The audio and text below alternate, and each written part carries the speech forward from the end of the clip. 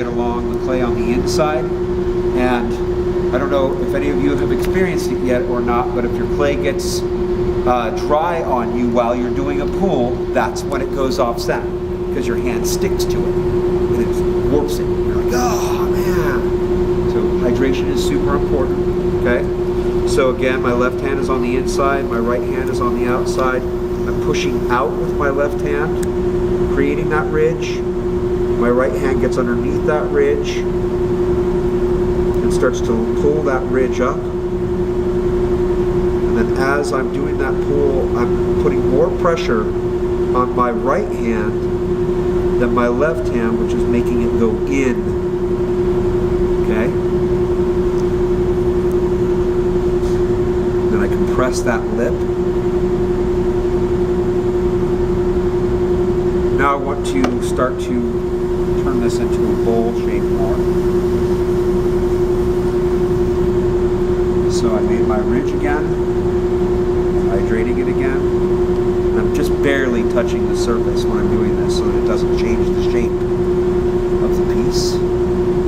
Okay, so this is not going to be a pool. I'm not trying to get it taller anymore. I'm trying to change the shape.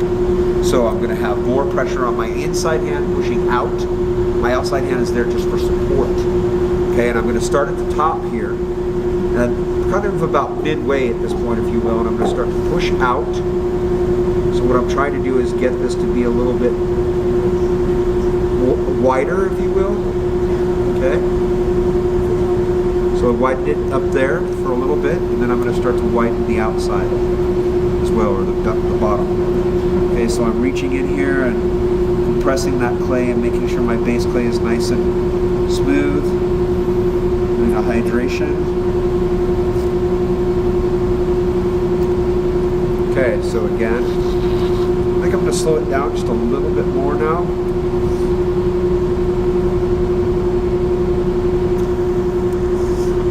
So I'm totally in control of this pool.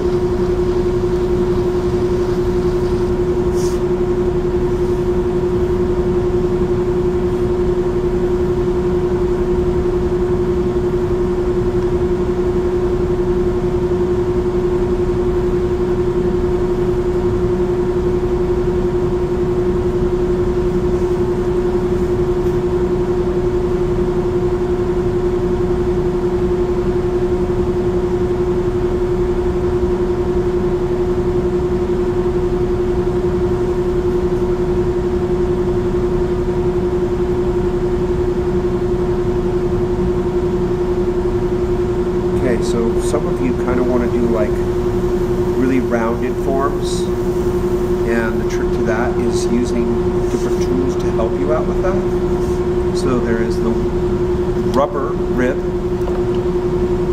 and you want to get it wet. You want to make sure it's clean. It doesn't have any dry clay on it. You want to make sure that you hydrate the outer edge of your clay again so that your tool doesn't stick to it. Bend this using your hand to help bend it, and I'm just going to get a slight curve here, and I'm going to push the clay out to this.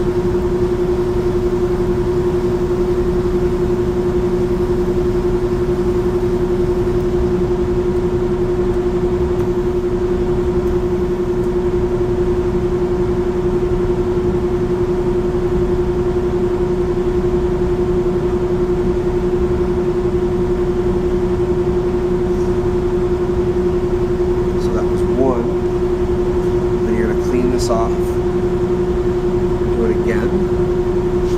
And I don't know if you guys noticed or not, but the walls of this piece were pretty thick before I started doing the shaping. The shaping changes the thickness of the walls. Okay, so you need them to be thicker than what you think you want, so that you can allow for how they change as you're changing the shape of it. The thickness changes.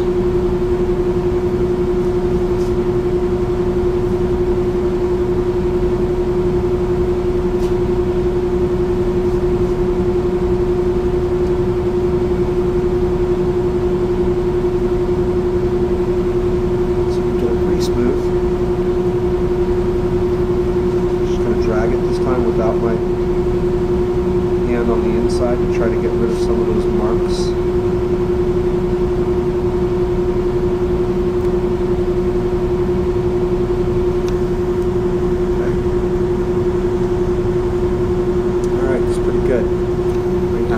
So then these guys do some really cool things. So you have to understand that like this is going to maybe cut right through it. So I would have to have it a lot thicker to do this, or it's going to totally destroy it. So I'm going to try to see one of these that would be a little less intense. Let's try this one. Let's do this guy and see what happens. I'm going to hold it at the side.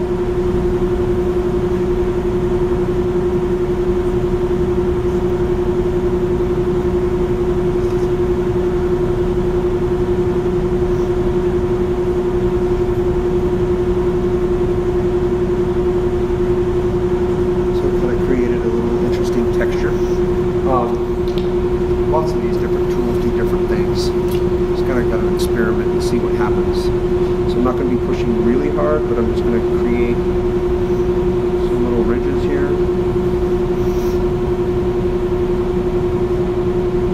Don't want to change the shape too much. Come back with this just a little.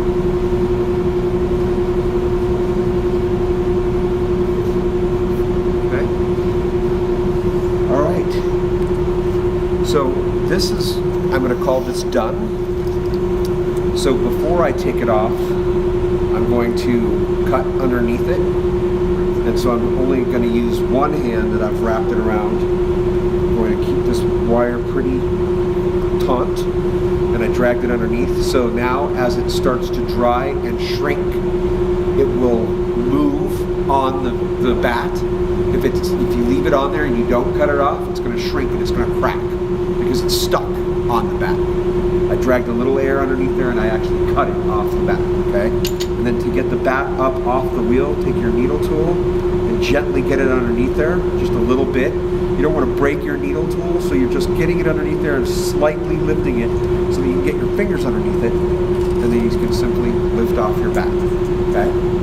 Now, if I didn't cut this off and I wasn't done with this, I could bag this like for 10 minutes while I'm cleaning this. I'll put this in front of the fan and just kind of stiffen it up so I can put plastic over it. And then on Monday or Wednesday or whenever I come back, take the plastic off, put this back on the bolt, and continue to throw.